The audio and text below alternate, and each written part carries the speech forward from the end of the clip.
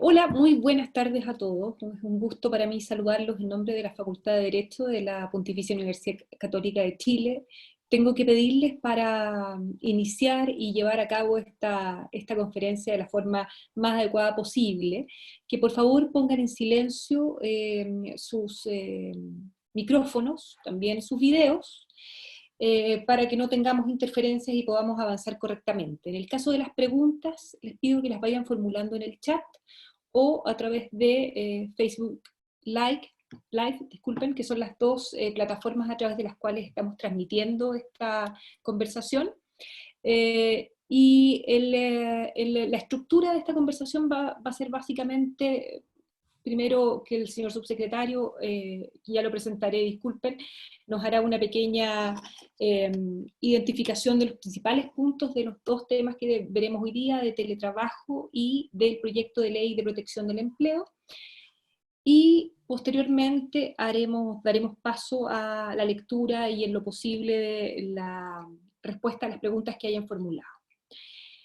Desde ya entonces quiero comenzar dándole las gracias, la bienvenida y las gracias a nuestro subsecretario, a querido profesor del Departamento de Derecho del Trabajo y Seguridad Social de la Facultad de Derecho de la Pontificia Universidad Católica, don Fernando Arap. Y sin entrar en mayores dilaciones, me gustaría que partiéramos hablando en primer momento de lo que ya es ley, la ley que entró en vigencia hace un par de días, el 1 de abril, que es la ley de trabajo a distancia, que incorpora esta nueva modalidad de prestación de servicios remotos a través de medios tecnológicos, una ley largamente tramitada y que lamentablemente podríamos decir que llegó un poco tarde, porque nos pilló a todos ya trabajando de esta forma. Entonces, si nos pudiera contar cuáles son las principales modificaciones que incorpora esta ley y a su juicio las bondades, los beneficios que trae para trabajadores y para empleadores y aquellas dificultades que se nos vienen al corto plazo. Bueno, muchas gracias, Carmen. Un saludo a ti, un saludo a todos quienes están conectados. Vi que estaba ahí también mi querido profesor Pancho Tapia, así que también mandarle un abrazo, que lo vi ahí entre los participantes. Y agradecer a la Facultad de Derecho de la Universidad Católica, que también es mi facultad, esta instancia, porque creo que es bueno empezar a conversar estos temas. Además, la tecnología estos días nos ha ayudado mucho a poder hacer estas webinars. Nosotros ya hemos hecho varias a lo largo de estos días, y creo que puede ser una manera bien interesante también de cómo vamos compatibilizando lo que es el uso de las nuevas tecnologías con esta posibilidad también de ir conversando y orientando las discusiones. Respecto de la ley de teletrabajo, efectivamente ya es ley a partir del 1 de abril pasado, es la ley 21.220, y lo que viene a hacer es regular una materia que en nuestro país no estaba regulada de manera sistemática, ¿cierto? Lo que era el trabajo a distancia y el teletrabajo, existía solo una norma peregrina. Ahí el artículo 22, en uno de sus incisos, hablaba de las personas que trabajaban en su domicilio, no tenían jornada de trabajo, pero no hay una regulación integral ni menos sistemática respecto de la figura del trabajo a distancia, ni del teletrabajo en términos de tiempo de conexión, en términos de qué ocurre en caso de accidente del trabajo o enfermedades profesionales, en términos de quién es propiedad los medios de trabajo, quién se hace cargo de los costos, y una serie de materias que fuimos tratando en esta ley. Partir por decir que esta ley, si uno tuviera que reconocer tres grandes virtudes, yo siempre digo que es un tipo de empleo moderno, inclusivo y sustentable. Es un tipo de empleo moderno porque utiliza y aprovecha estos aparatitos que todos tenemos, ¿cierto? El computador al cual todos estamos conectados, los teléfonos celulares, para beneficio de los trabajadores y beneficio de las personas. ¿Qué duda cabe que poder hoy día trabajar desde cualquier lugar donde uno se encuentre, a uno le facilita bastante la vida, y por lo tanto es un tipo de empleo moderno que ayuda en eso? Es un tipo de empleo también, Carmen, inclusivo, porque permite que sectores que tradicionalmente han estado más relegados del mundo del trabajo y a los cuales muchas veces les cuesta incorporarse al mundo laboral, puedan sumarse. Estoy pensando en personas con discapacidad, estoy pensando en adultos mayores, que también esto les facilita poder trabajar, estoy pensando en las mujeres, pero estoy pensando también en los jóvenes. Muchas veces se comete el error de asimilar teletrabajo con mujer, y eso habla de poca corresponsabilidad. Nosotros hemos dicho que el teletrabajo es para todos, pero evidentemente hay sectores y grupos específicos de trabajadores a los cuales se les va a hacer más fácil esta modalidad de trabajo. Y en la tercera virtud que hemos dicho que es un tipo de empleo sustentable, porque es un tipo de empleo amigable con el medio ambiente, con la naturaleza, nos ayuda a descongestionar las ciudades, nos ayuda a descontaminar las ciudades, y por lo tanto es un tipo de empleo que cumple esas virtudes. Ahora, ¿qué hace la ley 21.220? Viene a regular la materia del trabajo a distancia y teletrabajo. ¿Y por qué hago la distinción? Porque acá hay una relación de género-especie, ¿cierto? El trabajo a distancia es el género, el teletrabajo, por así decir, la especie. ¿Por qué? Porque el teletrabajo es el tipo de trabajo a distancia que una persona ejecuta por medios informáticos, telemáticos o tecnológicos. Por lo tanto, cuando ese trabajo a distancia se presta a través de la tecnología, reúne obviamente la calidad de teletrabajo. Cuando no lo hace y una persona trabaja desde su hogar, pero no utiliza esta tecnología, hablamos solo de trabajo a distancia a secas. ¿Qué regula esta ley? Regula, en primer lugar, el tipo que obviamente se contempla. Segundo, establece una jornada. Hoy día, una persona que trabajaba desde su casa no tenía regulación de jornada alguna. Como tú muy bien dices, esta ley llegó un poco tarde porque efectivamente ya muchas personas, a propósito del coronavirus, ya antes, a partir de los hechos que conocimos desde octubre, la fecha, de facto ya empezaron a teletrabajar, pero empezaron a teletrabajar sin ninguna regulación. Y por eso que nosotros decíamos también que el teletrabajo, hasta hace algún tiempo atrás, era más bien un trabajo de élite, porque solo algunas personas tenían acceso y generalmente eran trabajadores de ciertas empresas, los cuales podían hacer este tipo de trabajo. Hoy día lo que queremos es universalizar el trabajo a distancia y el teletrabajo. Y esto se hace obviamente regulando la jornada de trabajo, y vamos a tener dos alternativas. Personas que trabajen desde su casa con jornada, porque puede ser que una persona quiera trabajar desde su hogar, pero quiera tener cierta definición clara de cuáles son los tiempos de trabajo, y bajo esa consecuencia poder tener regulados los horarios, y por tanto una persona va a poder trabajar desde su casa con horario, pero también está la opción de teletrabajar sin horario. Pero en tal caso, Carmen, ya quienes nos están escuchando, estamos estableciendo un derecho que es bastante innovador en nuestra legislación, que es el derecho de desconexión. El derecho de desconexión, me atrevería a decir que somos el primer país en Latinoamérica que lo va a establecer legalmente.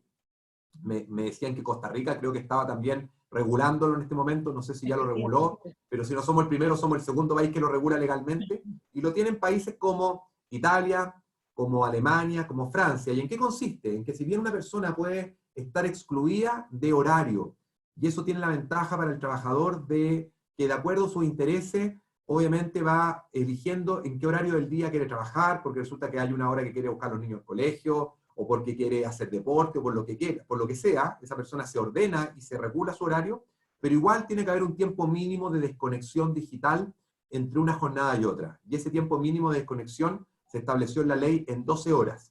Y lo importante es que son 12 horas de desconexión, no solo que el trabajador en ese periodo no tiene que trabajar, sino que el empleador no va a poder hacerle requerimientos de ningún tipo, ni mandarle órdenes, ni mandarle instrucciones, ni mandarle un correo, ni mandarle un WhatsApp, ¿cierto? Conocemos muchos casos de empleadores que tipo 11, 12 de la noche a veces le escribían al trabajador y le dicen, no te preocupes, léelo mañana.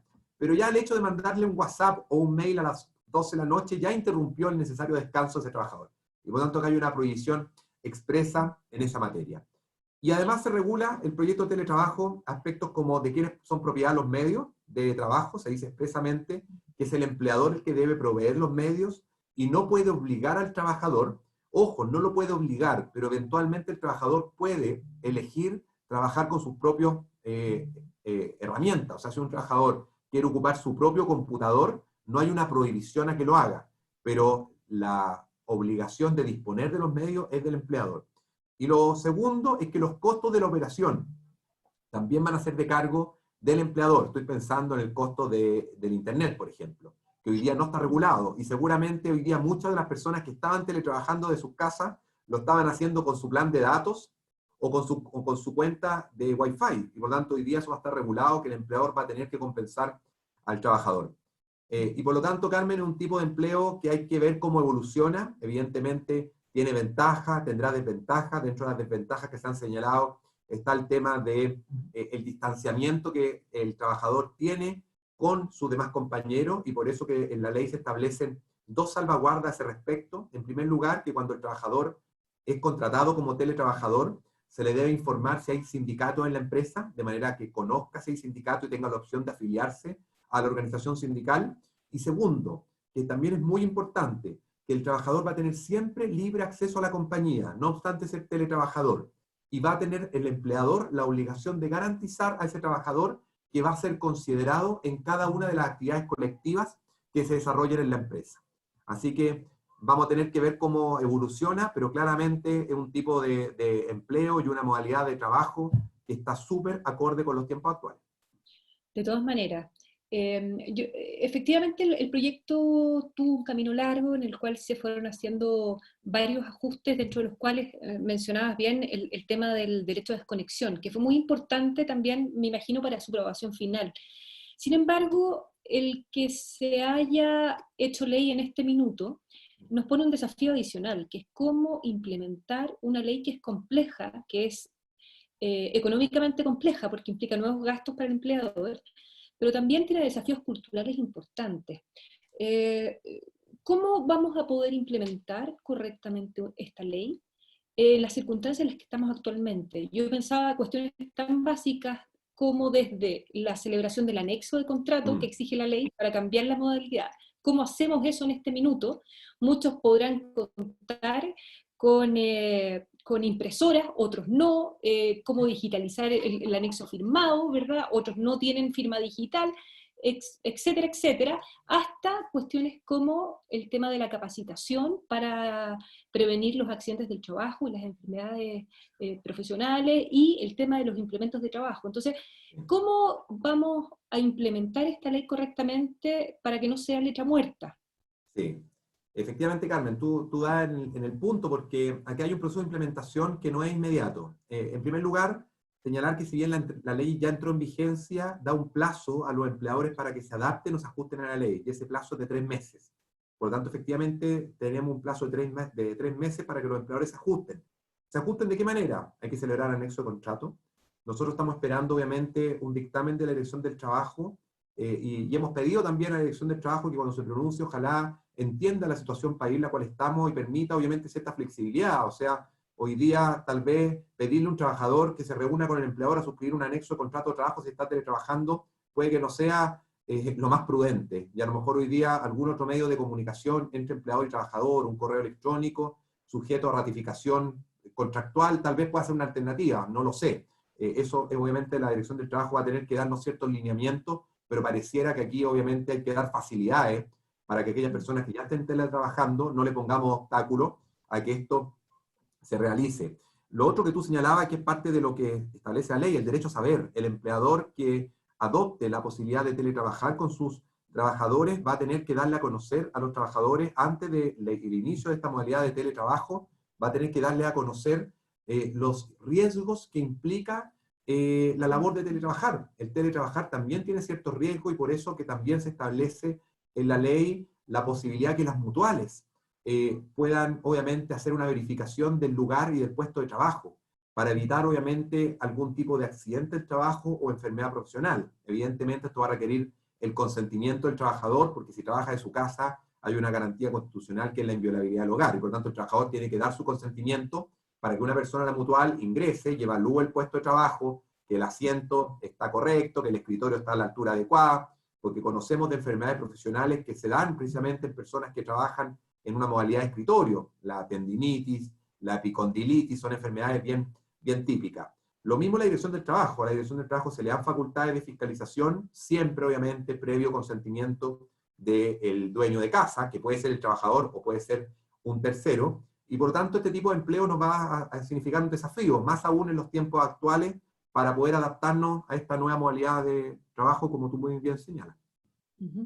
Bien, Fernando, si te parece, pasemos algunas preguntas que están haciendo sobre este tema los participantes de este webinar.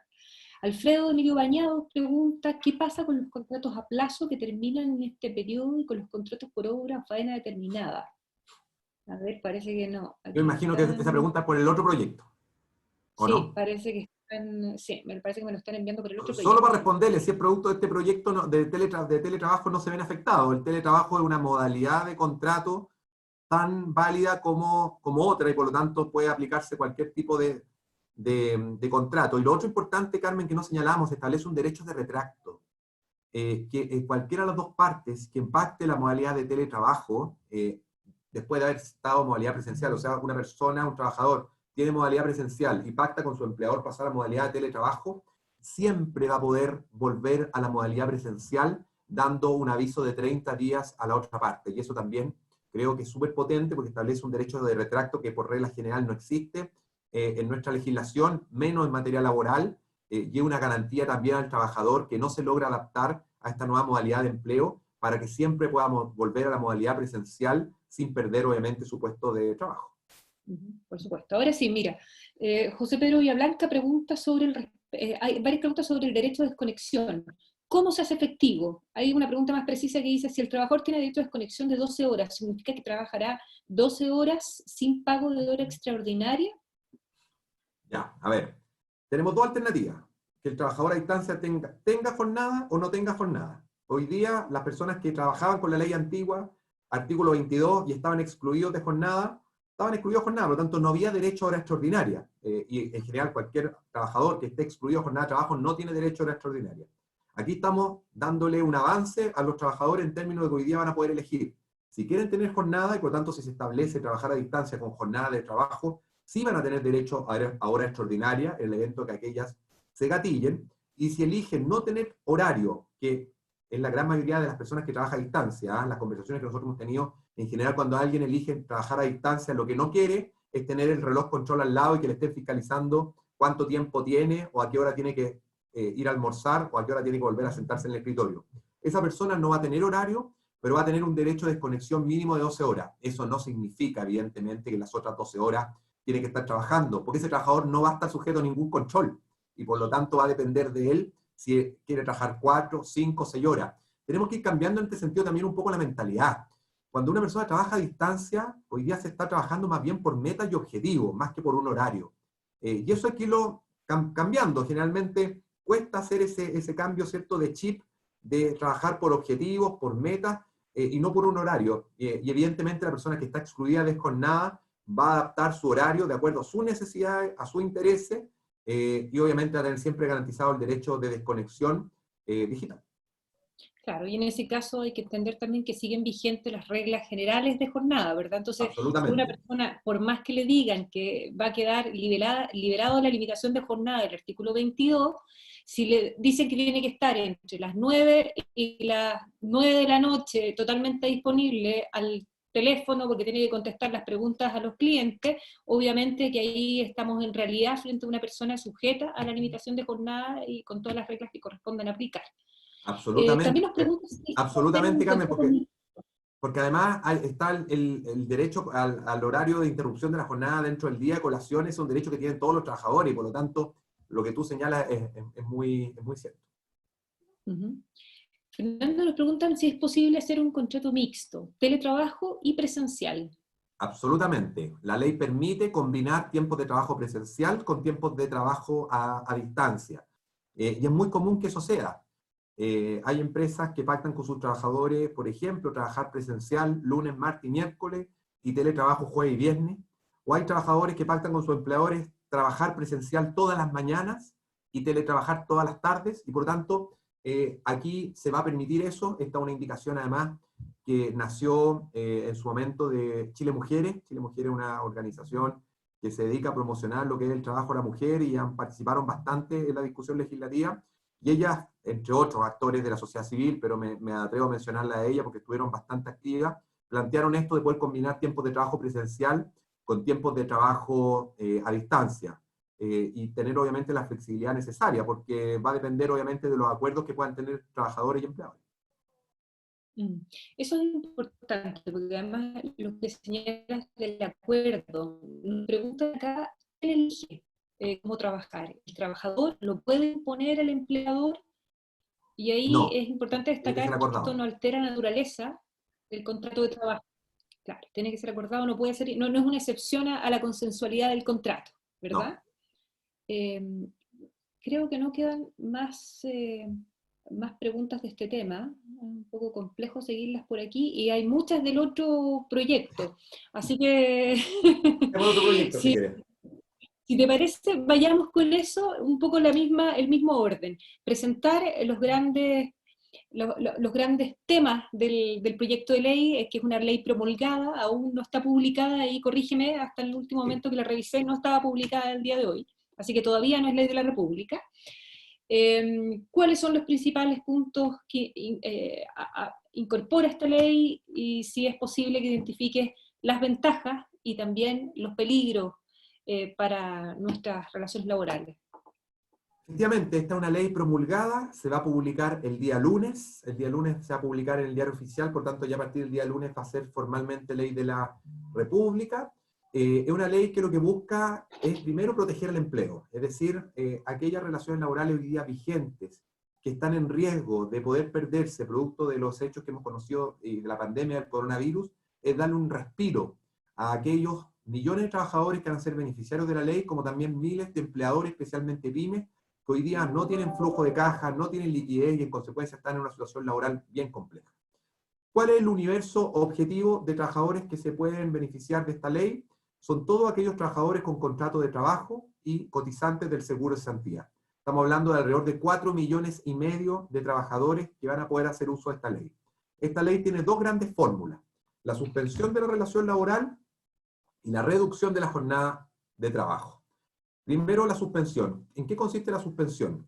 Que empleadores y trabajadores, ya sea por un acto de autoridad o bien de mutuo acuerdo, y cuando es de mutuo acuerdo puede ser de manera unilateral, perdón, de manera individual, o con los sindicatos, en los casos en que haya sindicatos, van a poder pactar, suspender la relación laboral durante un periodo determinado. La ley establece que esto es un periodo que no puede exceder de 6 meses. Esta ley completa es una ley transitoria, y por lo tanto solo busca focalizar obviamente estos esfuerzos durante este periodo, y van a suspender la relación laboral. ¿Qué significa suspender la relación laboral?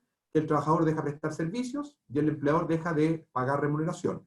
Como va a estar suspendida la relación laboral, hay que garantizar un ingreso para el trabajador, y por eso que se permite que el trabajador pueda cobrar el seguro de cesantía con relación laboral suspendida, tal como lo hubiera hecho si hubiera sido desvinculado, es decir, va a cobrar su seguro de cesantía como hoy día un trabajador lo cobra con un finiquito. Aquí no va a ser necesario terminar la relación laboral, se va a mantener vigente la relación laboral, lo cual es muy importante, y el trabajador va a poder cobrar el seguro de cesantía con las mismas tasas de reemplazo que hoy día existen: 70% de su ingreso el primer mes, 55% el segundo mes, 45% el tercer mes, y así va bajando hasta llegar a 30% el sexto mes.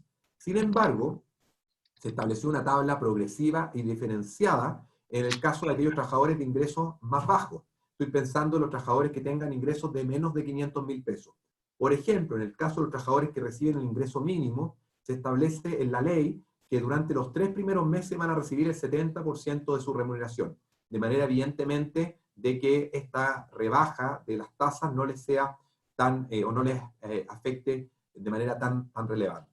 Durante el periodo de la suspensión, el empleador sí va a estar obligado al pago de las cotizaciones previsionales, y por lo tanto el trabajador va a quedar cubierto durante ese periodo y se van a evitar con ello las lagunas que pueden existir en materia de seguridad social. Así, por ejemplo, si el trabajador se enferma, va a tener cotización en el sistema de salud que le va a permitir acceder al subsidio laboral por incapacidad temporal.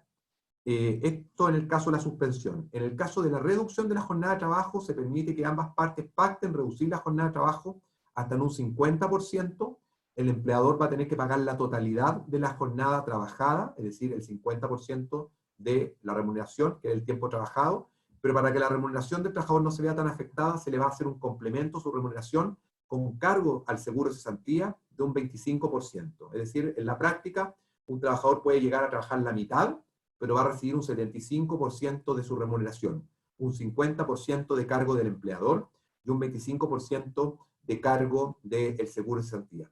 En el caso de la reducción, hay causales específicas, no pueden acogerse a ella cualquier empresa, tienen que ser empresas que efectivamente cumplan ciertos requisitos que están en la ley. Por ejemplo, haber tenido una baja en las ventas de más de un 20% en los últimos 3 meses, estar en proceso de insolvencia, estar en algún proceso de renegociación, ¿cierto?, ante la Superintendencia de Insolvencia o Reemprendimiento, o ser una empresa que producto de esta emergencia del coronavirus necesite obviamente modificar su capacidad operativa, por ejemplo, a través del sistema de turno. Y por tanto también es importante entender eso.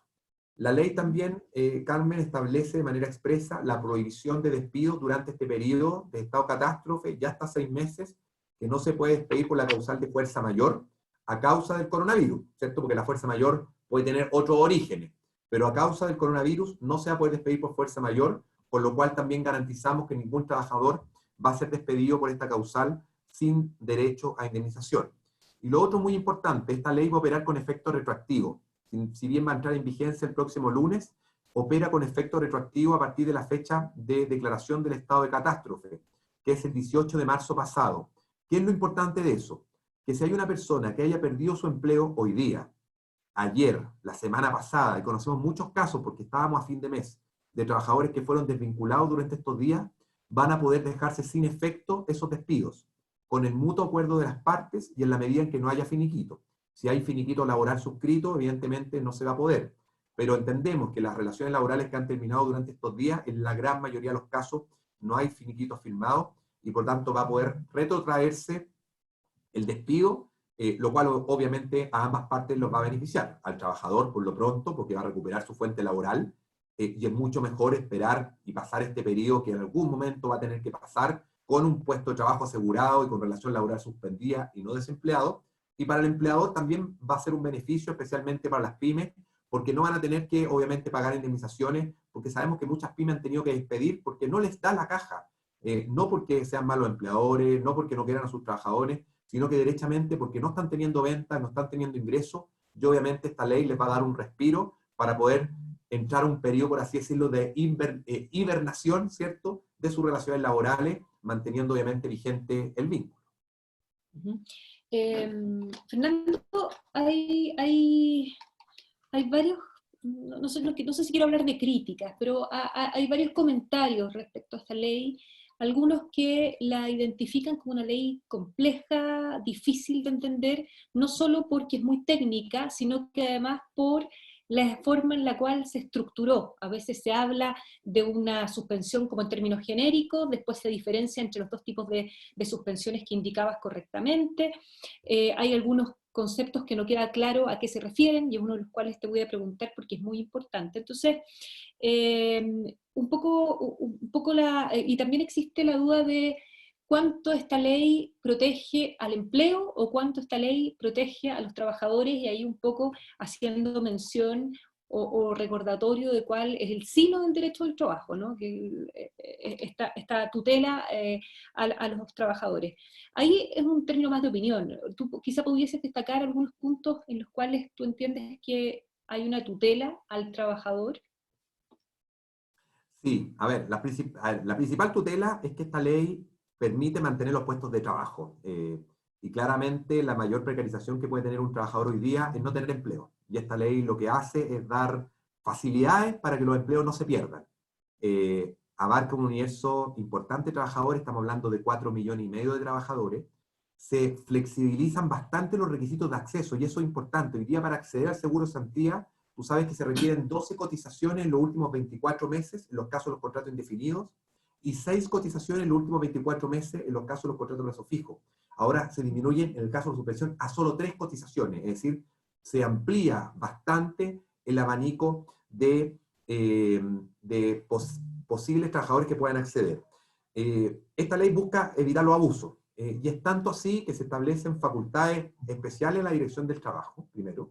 Se establece que la Dirección del Trabajo va a hallar un registro especial y público de todas las empresas que se sujetan a esta ley. Lo que no queremos es que aquí nadie se aproveche de esto, por lo tanto, aquí el empleador que va a usar esta ley tiene que saber que va a ser público, que la usó, y cuántos trabajadores se beneficiaron de la ley producto de este registro.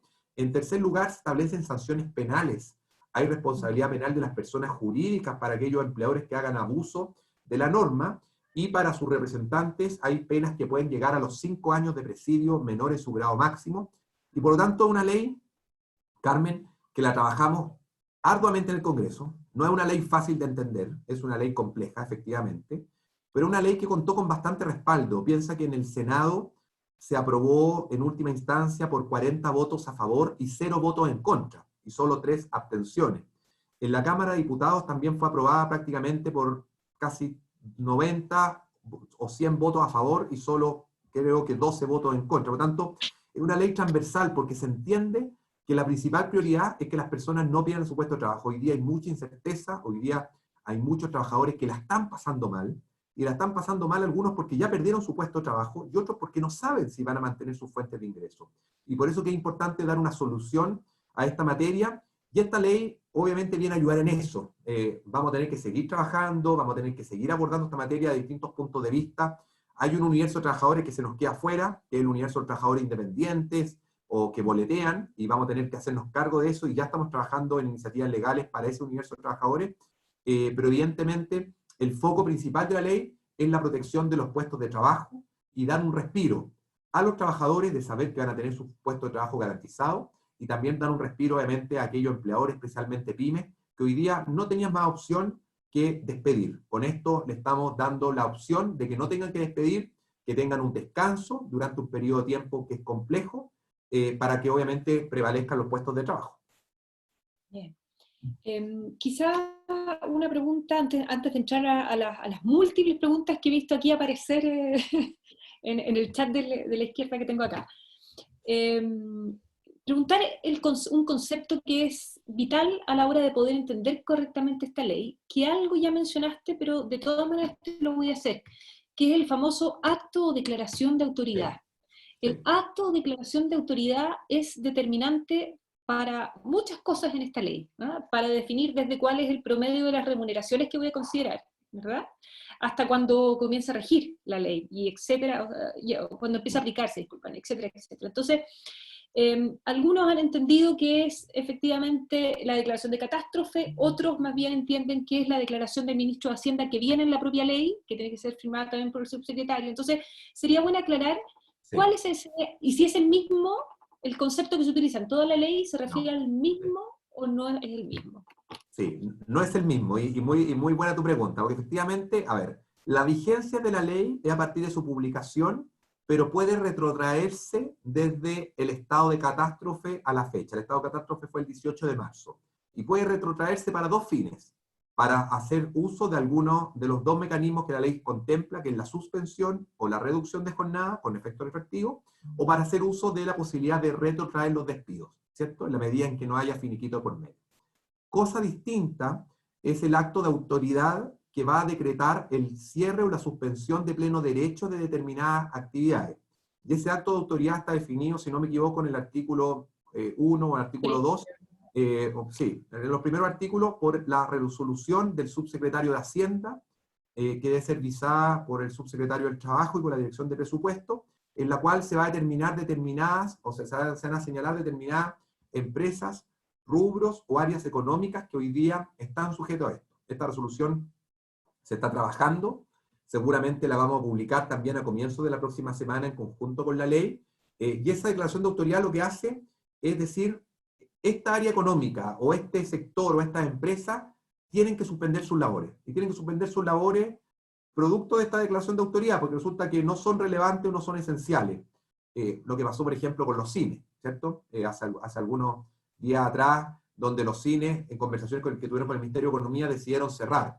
Y por tanto, si caen dentro de la categoría de acto de autoridad, se va a operar la suspensión, los trabajadores van a poder acceder a su seguro de cesantía y los empleadores van a tener que pagar cotizaciones. Ahora, es importante que se entienda que una cosa es el acto de autoridad, pero no obstante, algunas empresas con sus trabajadores van a poder pactar la suspensión fuera del acto de autoridad. Estoy pensando en un café, en un restaurante o en un hotel, que posiblemente no esté dentro de la zona a lo mejor de cuarentena. Hoy en la mañana tuve una conversación con determinados sectores del turismo. Me planteaban su preocupación, porque muchos de ellos, por ejemplo, me decían que tenían hoteles en distintas ciudades de Chile, que no están en cuarentena, que no hay acto de autoridad, pero que resulta que no llega ningún pasajero a ese hotel. ¿Por qué? Porque la mayoría de sus pasajeros eran extranjeros y hoy día tenemos cerradas las fronteras. Y por tanto, ¿pueden esas empresas con sus trabajadores pactar la suspensión de común acuerdo si no hay un acto de autoridad? Sí, pueden. Porque queremos que aquí, evidentemente, todos tengan la opción, porque el acto de autoridad te va a definir determinados sectores que hoy día son complejos, pero puede que haya otros sectores que no estén dentro del acto de autoridad, pero que también están pasando mal. Y por tanto, en ese caso van a poder suspender siempre de común acuerdo entre las partes. Perfecto, entonces nos estamos refiriendo a esa resolución del subsecretario de Hacienda también a la hora de determinar cuál es el promedio de remuneraciones que va a servir de base de cálculo para el beneficio o la prestación, ¿verdad? Sí, el promedio de la remuneración, lo dice la ley, es el promedio de los 3 últimos meses, y por lo tanto hay que hacer ese cálculo para efectos de, obviamente, ver cuánto es el beneficio y cuánto es el monto que el trabajador va a percibir. Perfecto. Ya, vamos entonces a ver cómo tratamos de responder estas preguntas, ¿ya? Hay muchas preguntas, veo. Muchísimas preguntas. Aquí está un poco mezclado algunas cosas. Estoy mirándola acá también. Mira, y se nos habían pasado algunas del tema anterior.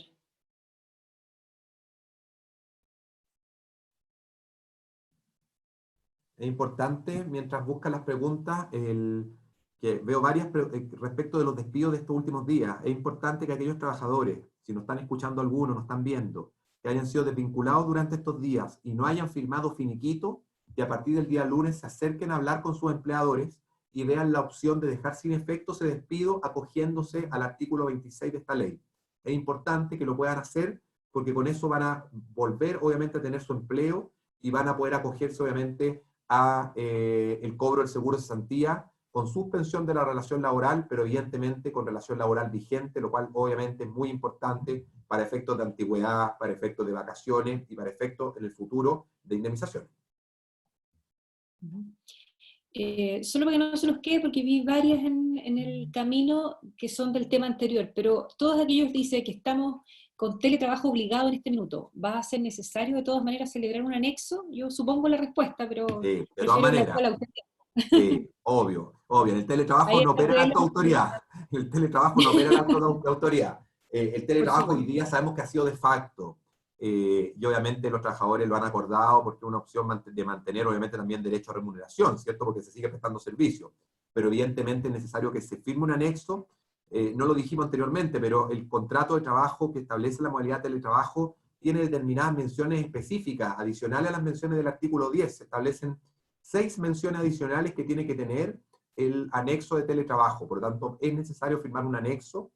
Y obviamente la Dirección del Trabajo va a sacar un dictamen la próxima semana que nos va a tener que señalar cómo se va a interpretar, y evidentemente durante este periodo ojalá va a estar a un correo electrónico o algo en que ambas partes manifiesten su consentimiento, porque sería bastante ilógico que hagamos que un trabajador vaya a la empresa a firmar un anexo con los riesgos que hoy día tiene, ¿cierto?, poder desplazarse, y además, si son trabajadores que están en zona de cuarentena, no pueden hacerlo porque tampoco hay una autorización a ese respecto. Efectivamente. Mira, aquí nos preguntan sobre la mixtura, es decir, si es posible congeniar distintas de las opciones que presenta la ley. Me imagino que Sí, con el cierre obligatorio es difícil, pero pero puede. suspensión temporal y el pacto de reducción de jornada. Importante la pregunta, Carmen, porque efectivamente puede ocurrir que una empresa tenga que suspender relación laboral respecto a algunos trabajadores, pero pueda seguir operando respecto de otros. La ley dice que la suspensión se entiende sin perjuicio del derecho a las partes de pactar continuidad de servicio, por ejemplo, a través de teletrabajo. Estoy pensando en una empresa en que tiene 100 trabajadores, que 80 trabajadores van a suspender la relación laboral porque están en un vínculo que más bien, o su labor es más bien presencial, pero hay 20 trabajadores que prestan servicio a distancia.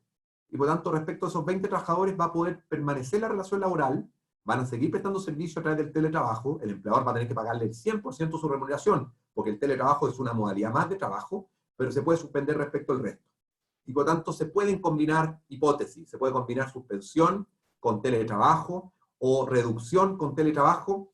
Aquí hay que pensar que el espíritu de esta norma es que ojalá los que pueden trabajar sin riesgo a su vida y su seguridad lo hagan.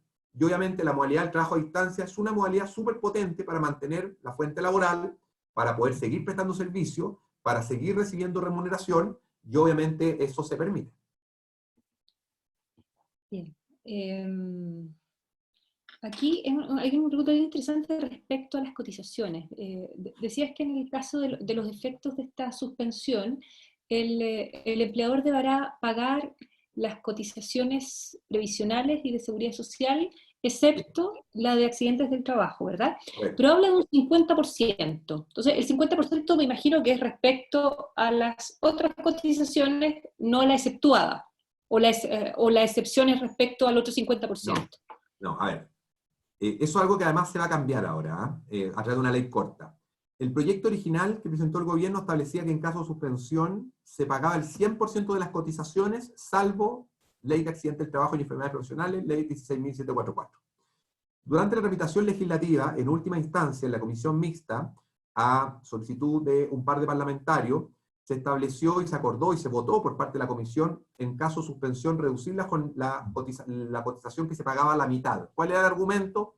Decían que si son empresas que no están teniendo ingresos, resultaba muy gravoso que pagaran el 100% de las cotizaciones si no estaban teniendo ingresos, y por lo tanto se acordó que pagaran la mitad.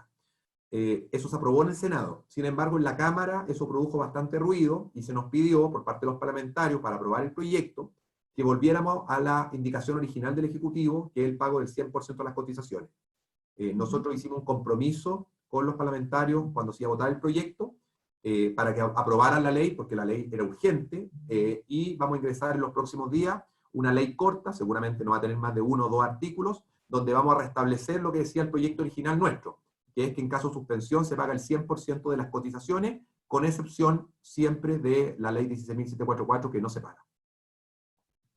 Y en el caso de la cotización de salud, me imagino que ese 100% se refiere al 7%, a lo pactado adicionalmente por el trabajador, ¿verdad? Obvio. Bien, ahí esa era una pregunta de los asistentes. A ver, también preguntan por el tema de la consulta. En un momento el proyecto exige que sea consultado la organización sindical en caso de existir. Sí. ¿Ah? Entonces la pregunta es, ¿qué significa esa consulta? ¿Qué pasa si el sindicato no está de acuerdo? Sí. Se planteó en la comisión mixta, y lo que se nos pidió es que existiera una consulta al sindicato, pero no es una consulta vinculante, es una consulta más bien para, ojalá, a ver, el ideal acá, y yo lo he dicho, es que los empleadores que tienen sindicatos pacten esto con sus sindicatos. Porque desde el punto de vista, además, operativo, va a ser mucho más fácil, porque el empleador tiene la responsabilidad de hacer las gestiones con la AFC, llevar un documento a la AFC con el sindicato y con todos los miembros, a firmar, obviamente, acuerdos individuales. Por lo tanto, el llamado es que ojalá, cuando hayan sindicatos, se haga con sindicatos. Sin embargo, existió el interés dentro de la tramitación legislativa que aquí pusiéramos las menos trabas posible para que esto se hiciera. Porque además los trabajadores tienen distintos intereses. ¿Por qué se hizo previa consulta solamente? Porque se estableció que hacer con acuerdo de la organización sindical podía tener problemas hoy día operativos. Muchos de los sindicatos para tomar acuerdos de este tipo requieren asambleas de acuerdo a estatuto.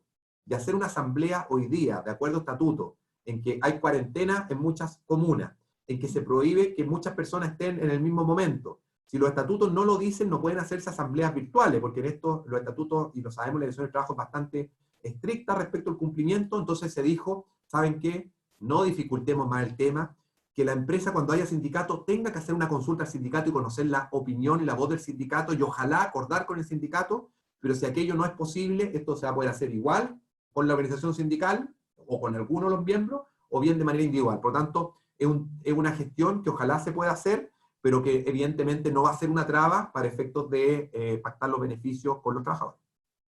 Bien.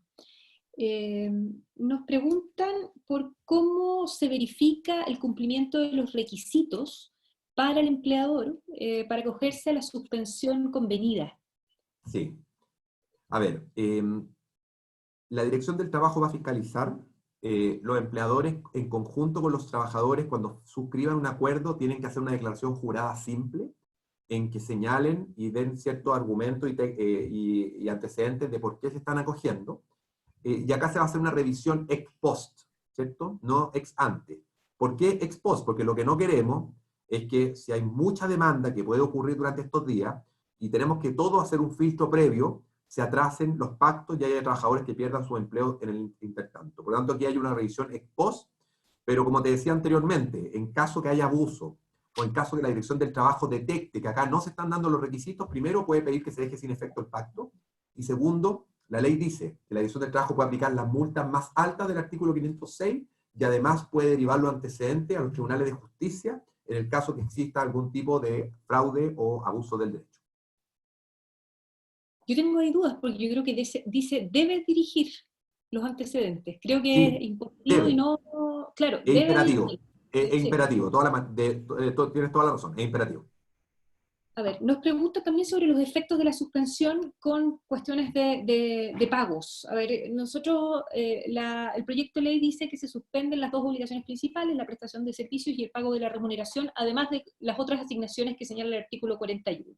Sí. Pero hay varias preguntas tendientes a, ¿qué pasa, por ejemplo, si el empleador le quiere pagar un bono al trabajador para que no se vea tan afectado en la rebaja de lo que está recibiendo? O, ¿qué pasa si emite una boleta de honorarios por una cuestión puntual que esté realizando, si se pierde en la prestación del seguro de cesantía? O también nos preguntan específicamente por el bono Salacuna. ¿Se tiene que seguir pagando o no? Sí, el tema de si el empleador puede complementar la remuneración del trabajador en aquello no cubierto por el seguro de cesantía es una pregunta que nos han hecho bastante durante estos días. Aquí evidentemente tiene que haber un pronunciamiento de la autoridad que interpreta esta, que es la Dirección del Trabajo. Sin perjuicio de eso, mi opinión, y un poco lo que discutimos en la tramitación legislativa, y si uno toma en consideración los principios rectores del derecho al trabajo, que es el principio protector de remuneración, el principio protector del trabajador, y el principio de que en caso de duda tomemos la interpretación que más favorece al trabajador, no veo ningún inconveniente para que un empleador que quiera complementar la remuneración del trabajador lo haga. Lo que hay que tener ojo ahí es evitar el abuso, evitar el acuerdo de empleador-trabajador en que acuerdan que el empleador va a bajar la remuneración y que el trabajador va a recibir un complemento de cargo del seguro de cesantía que va a exceder de la remuneración normal. No sé si se entiende.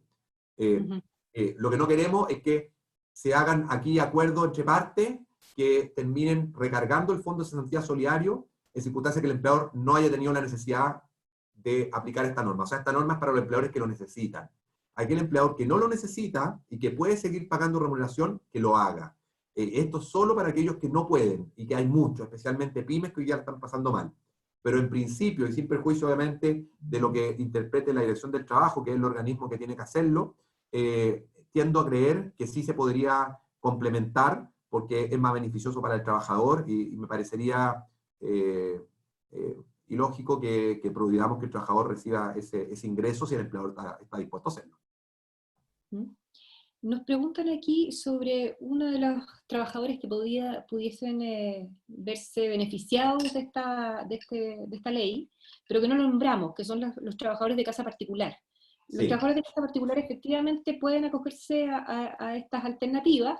Ahora, tiene cierta particularidad desde dónde se sacan los montos para financiar la prestación, ¿no? Correcto. Como tú muy bien sabes, Carmen, los trabajadores y trabajadoras, siempre hablo de trabajadores porque hay hombres también trabajadores de casa particular, se suele hacer la pregunta de trabajadores de casa particular, pero hombres trabajadores de casa particular, en genérico, no cotizan seguro de cesantía. El empleador no cotiza seguro de cesantía, por lo tanto, el estricto rigor no es el mecanismo para los trabajadores de casa particular el cobro de su seguro de cesantía. Lo que sí autoriza la ley es que las trabajadoras o trabajadores de casa particular van a poder suspender la relación laboral, tal como lo hacen el resto de los trabajadores acogidos a esta ley, y van a poder anticipar el cobro de su indemnización a todo evento que hoy día tienen en su AFP, que es esta cotización que todos sabemos que los empleadores tienen que hacer del 4,11%, que solo hoy día se puede cobrar en caso de despido. Se va a autorizar que se pueda cobrar una parte de ella en caso de suspensión de la relación laboral, y se va a cobrar tal como lo cobraría un trabajador del seguro de cesantía. 70% el primer mes, 55% el segundo mes, 45%, y así de manera decreciente hasta llegar a 30% al sexto mes. Y en el caso de no tener fondos, ¿hay alguna posibilidad de acceder al fondo solidario? Efectivamente, bueno, es que eso es muy importante, y te agradezco la pregunta, porque efectivamente aquí se está haciendo un esfuerzo importante de todo. Se está haciendo un esfuerzo de los empleadores, que van a seguir pagando cotizaciones, no obstante no estar operativos y a lo mejor no tener venta.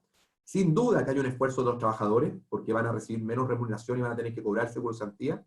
Y también hay un esfuerzo importante del Estado. Se van a inyectar $2.000 millones al Fondo de Cesantía Solidario, porque lo que no queremos es que un trabajador que no tenga fondos y que vaya a cobrar el seguro de cesantía no tenga fondos disponibles, y por eso se están inyectando $2.000 millones al Fondo de Cesantía Solidario, para que evidentemente todos los trabajadores puedan tener acceso a él.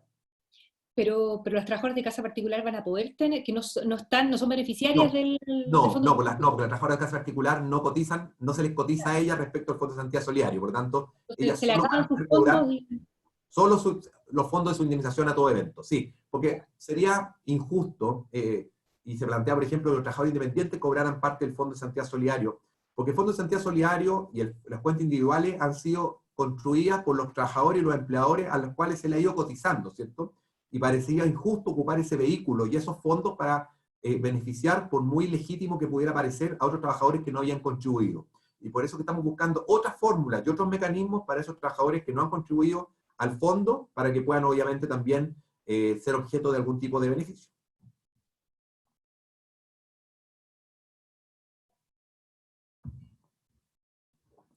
¿Sí? Ya, me parece que yo me fui en un momento, algunos criticaban aquí mi internet, les prometo que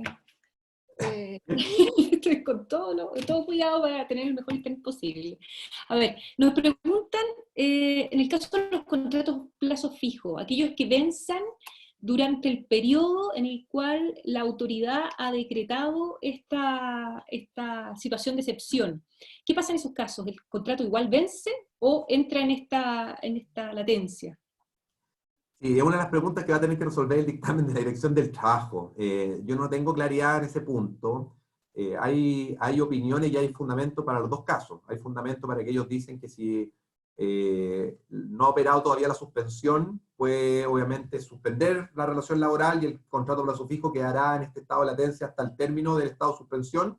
O hay quienes dicen que el contrato plazo fijo per se tiene una fecha de término y por lo tanto tendrá que ponerse de término. Ahí no me atrevo a anticipar opinión porque no fue discutido mayormente en la comisión, en la discusión legislativa, por lo tanto me gustaría esperar obviamente la interpretación que haga la autoridad que corresponde, que es la autoridad administrativa, que es la Dirección del Trabajo.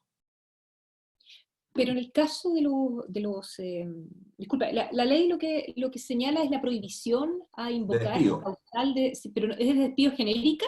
No, es la Facultad prohibición de despedir por caso fortuito o fuerza mayor. exactamente, y más encima asociado solamente a la invocación como hecho del COVID.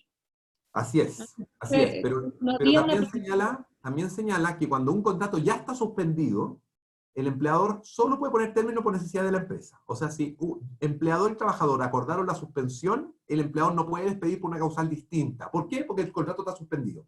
Pero, por ejemplo, si se autorizó el despido por necesidad de la empresa, porque puede ocurrir que esto se dilate un par de meses, y un empleador, estoy pensando en una pyme, que no puede seguir pagando cotizaciones, y que por lo tanto no va a poder seguir sustentando esta situación de suspensión, va a poder despedir por necesidad de la empresa.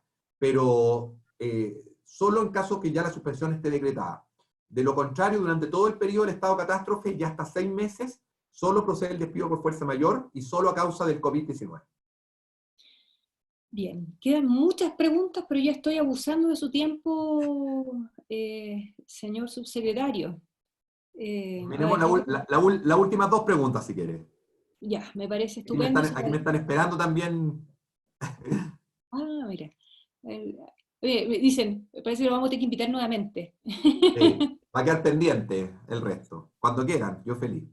No, yo te agradezco mucho. A ver, caso del feriado colectivo, preguntan, pero en términos más bien genéricos, no hacen una explicación, una pregunta muy formulada. Sí, sí.